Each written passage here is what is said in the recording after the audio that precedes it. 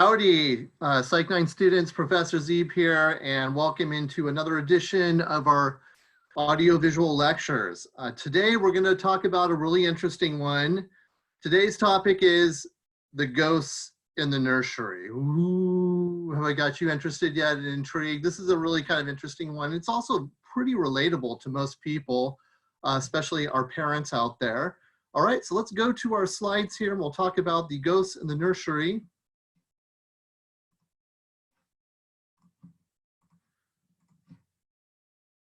Okay, so the ghost in the nursery, one of my favorite topics in the course, just because it's very relatable and very intriguing at the same time. What this is sort of implying, and this will once again make sense for a lot of our parents out there. So if you have a child, let's see if this one kind of hits home for you. We have found in research that parents often bring these sort of preconceived notions about how they should act as a parent and what they should be doing with their parenting. And we think that that possibly is influenced by their own past experiences. In other words, almost like a ghost, if you would, in that sense, okay? So let's kind of get into this. Let's give you a little bit more detail. So Ghosts in the Nursery was a subject or topic discovered by the very famous Selma Freyberg back in 1987. Freyberg was this very famous psychoanalyst who was really famous for doing studies with blind children, but this was another one of her gems that she discovered, the ghosts in the nursery. Basically what this means, it's the notion that your own parenting behavior is governed by your own upbringing or parents. In other words, for our parents out there, you may have sort of discovered that at times you find yourself doing things with your kids that your own parents did with you. That's kind of stuff we're talking about.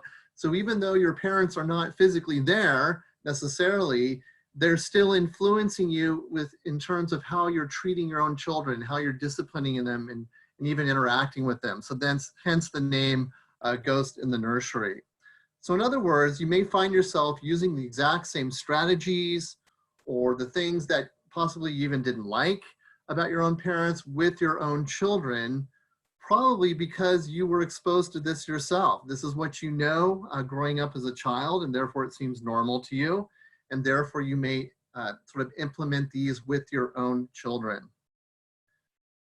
You have to understand that sometimes this is a great thing. I mean, you may have had the best parents ever and they did all the right decisions and made right strategies, and you're continuing that with your own children, which is a great thing. But the problem is not all our parents out there are wonderful parents. In fact, sometimes we think that this may explain what we call the cycle of abuse. The cycle of abuse is this phenomena where people who abuse their children, it turns out, were abused themselves by their own parents. And so in other words, they're continuing the cycle of this sort of destructive, terrible behavior with their own kids, even though they know it's wrong, and it's a horrible, horrible thing. They may continue those strategies because that's what they know. That's what they grew up with. That's what they're used to.